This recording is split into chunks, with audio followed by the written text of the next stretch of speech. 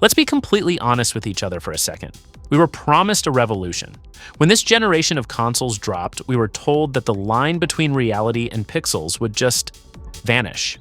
But instead, we got a cycle flooded with half-baked remasters, unoptimized PC ports, and corporate promises that felt completely hollow. But behind the scenes, something shifted. Developers stopped trying to patch up the old world and finally started building the new one.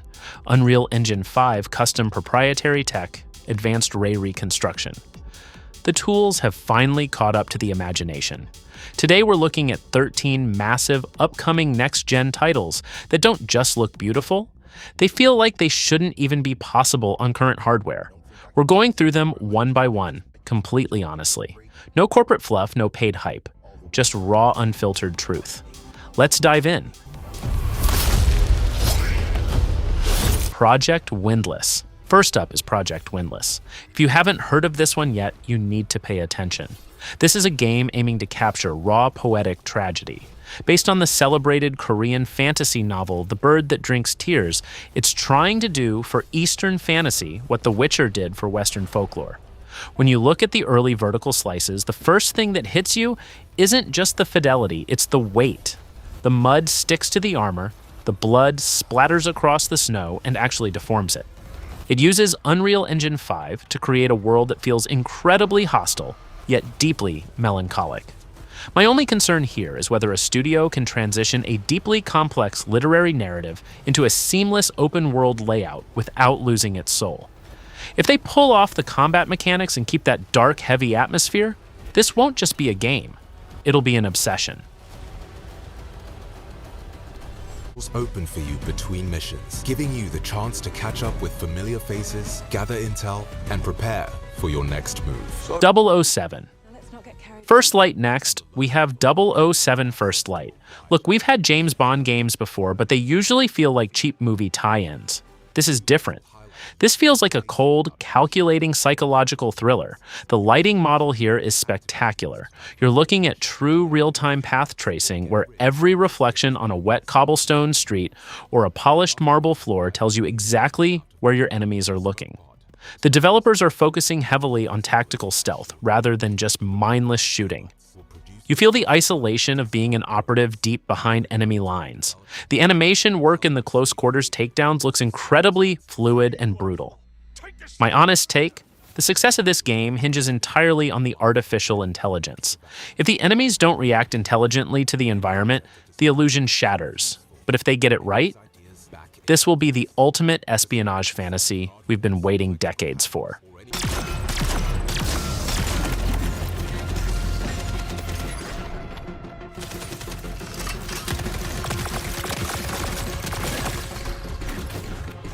Exodus. Then there's Exodus.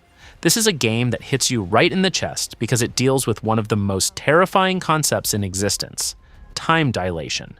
You play as a traveler, exploring the deep cosmos to save your people, but every time you go on a mission that takes days for you, decades pass back home.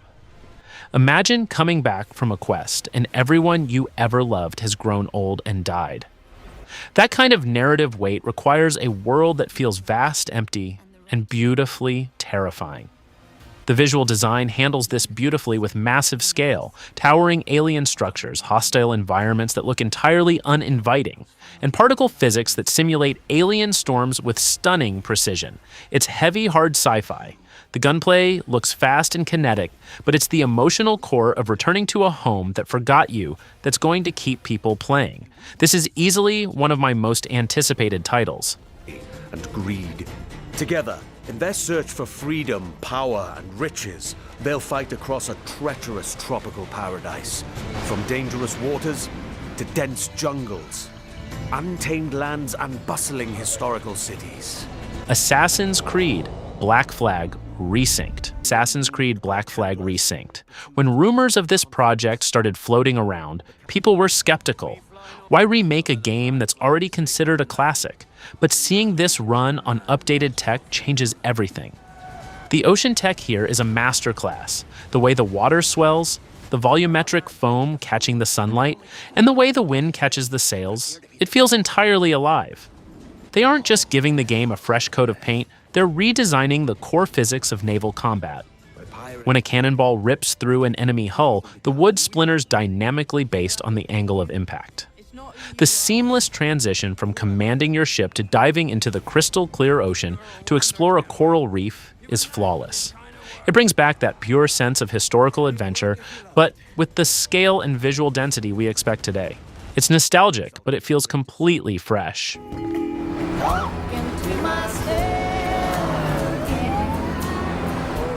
I'm here for Lucia Caminos. She's supposed to be getting out. What's your name?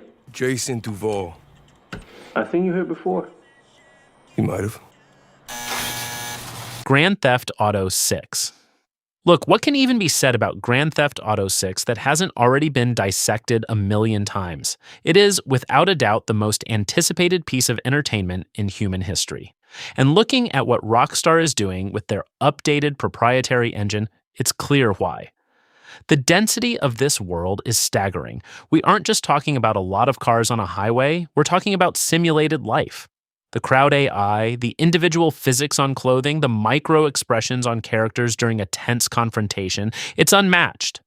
Look at the way the sunlight cuts through the humid, hazy air of Leonida. It creates a mood that feels dirty, beautiful, and terrifyingly real.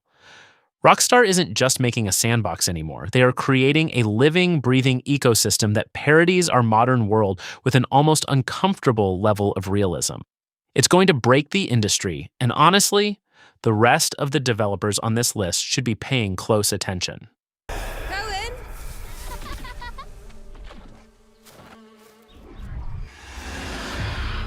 I want you to watch. What did you do to me? The Blood of Dawnwalker.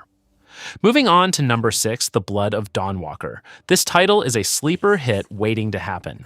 It's a dark, brooding action RPG that feels heavily inspired by gothic horror and high-stakes sword play. The atmosphere here is thick enough to choke on. The development team is utilizing Unreal Engine 5's Lumen system to create dynamic lighting that changes the entire mood of a room based on a single flickering torch. The combat is slow, methodical, and incredibly unforgiving. Every swing of your blade takes stamina, and every mistake costs you dearly. But it's the creature design that truly stands out. Twisted, tragic monstrosities that look like they stepped right out of a nightmare. It's a world that doesn't care about you, and that makes surviving in it feel incredibly rewarding. Keep your eyes on this one. It's going to surprise people. Fable. Then we have Fable. For years, this franchise was defined by its unique blend of British humor, fairy tale charm, and consequence-driven gameplay. Bringing that into the modern era is a massive tightrope walk, but Playground Games seems to be pulling it off beautifully. The world looks absolutely magical, but it's grounded by incredible material rendering. The moss on the rocks, the cobblestones in a bustling village, the texture of a woolen tunic. Everything has a tactile feel. The lighting feels warm and inviting, yet there's an undercurrent of danger lurking in the ancient woods. They've managed to retain that classic, quirky humor while delivering visuals that rival the most serious cinematic dramas. It's a beautiful reminder that next-gen graphics don't always have to be dark and gritty to be absolutely breathtaking.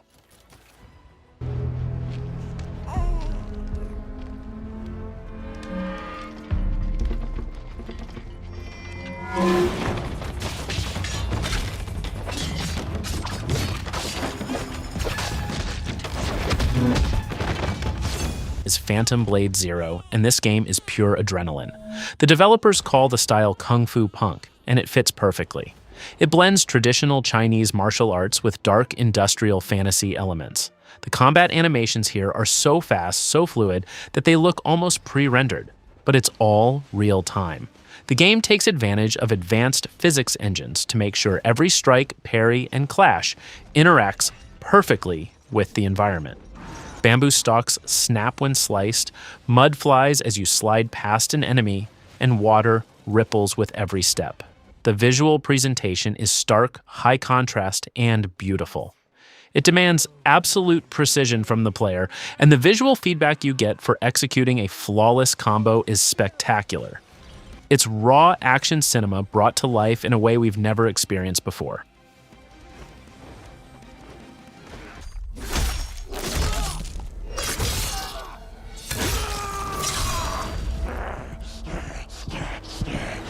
Marvel's Wolverine next up is Marvel's Wolverine. Insomniac Games proved they masterfully understand superhero movement with Spider-Man, but Logan requires a completely different approach. This isn't about flying through the air, it's about a raw, grounded feral struggle. The character model for Logan is incredible. You can see the individual hairs, the battle scars, and the sheer fatigue in his face. When those claws extend, the lighting catches the metal with perfect accuracy, showing every scratch and imperfection. The combat is promised to be mature, bloody, and visceral. The environment design focuses heavily on gritty, lived-in locations, remote wilderness, seedy bars, and hidden facilities. It's an intimate, character-focused story that uses high-fidelity graphics to show the toll that a century of fighting takes on a man's soul. It looks incredibly promising.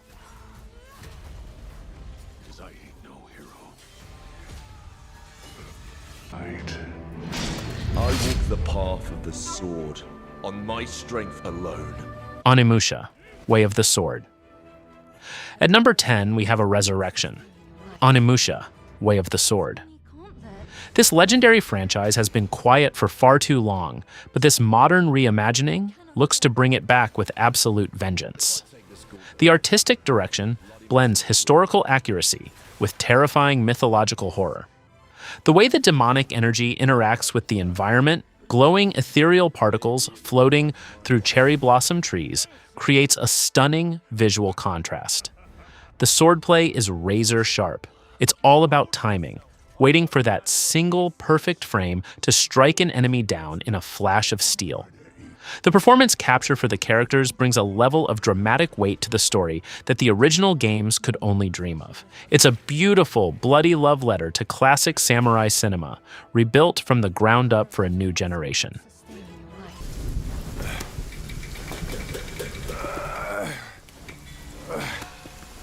Brother, help me. You ain't even trying. It's all me. Black Myth. Zhong. Next is Black Myth Zhong. Following the massive success of the team's work in this universe, this title shifts focus to the legendary vanquisher of ghosts and demons. And let me tell you, the scale of this game is completely ridiculous. You are traveling through the underworld, and the environmental artists have used Unreal Engine 5 to create landscapes that feel infinitely vast and deeply unsettling. The rock textures, the towering statues of ancient gods, the swirling vortexes of souls, it's an absolute visual feast. The boss designs are massive screen-filling spectacles that test your reflexes and strategy. The particle system handles magical spells with a level of density that doesn't drop a single frame, maintaining a buttery smooth experience despite the chaos on screen. It is a stunning display of what modern development teams can achieve when they fully master their tools.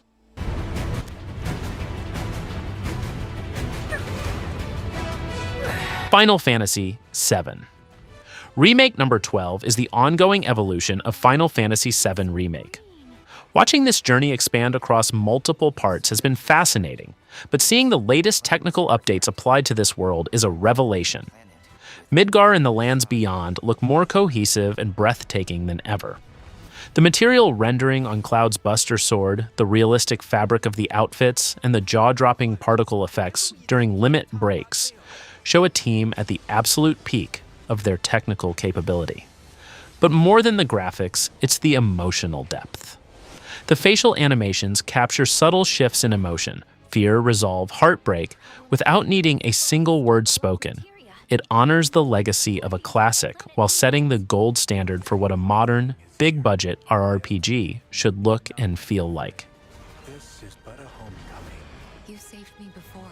Now it's my turn. Whatever happens, I'm here for you.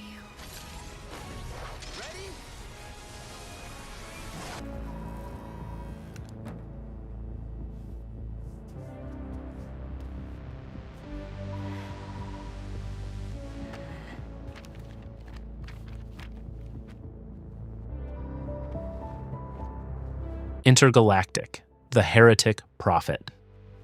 Finally, we have Intergalactic, the Heretic Prophet. This is the wild card of the list.